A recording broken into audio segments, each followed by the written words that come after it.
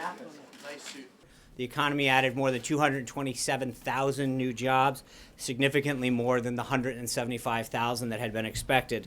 Today's report reflects the consumer confidence that the Trump presidency has inspired. According to a recent Gallup poll, economic confidence is at a new high, and ADP showed strong private sector hiring. President Trump campaigned on how to make America work again.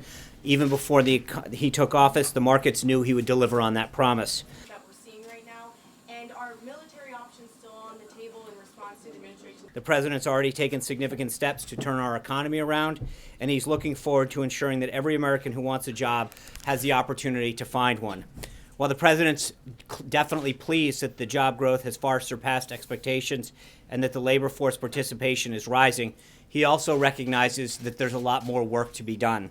But I think the timing of them was clearly in reaction to what we've seen over the last couple of days.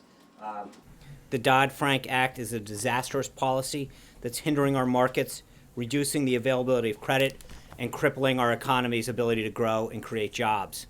It imposed hundreds of new regulations on financial institutions while establishing unaccountable and unconstitutional a new agency that does not adequately protect consumers.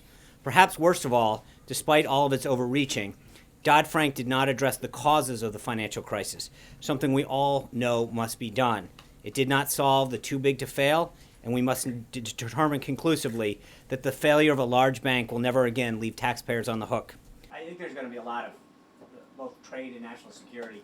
I think as we get closer to that. They did have a very productive and candid conversation.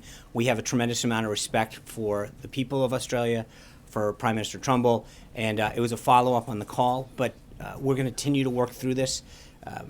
We're going to honor the commitments that we've made in some way, meaning that we are going to vet these people in accordance with the agreement that happened, and we'll continue to have further updates as we do. Sanctioned 25 individuals and entities that provide support to Iran's ballistic missile program. The president's committed to peace. That's his goal.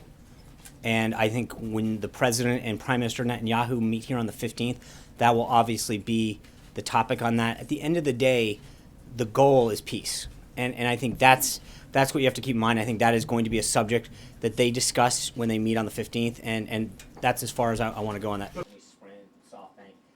Clearly there is a desire for companies to want to come be part of it. I mean, I think the statement is very clear about that. We don't believe that the existence of current settlements is an impediment to peace. But I think the construction or expansion of existing settlements beyond the current borders is not going to be helpful moving forward. CEOs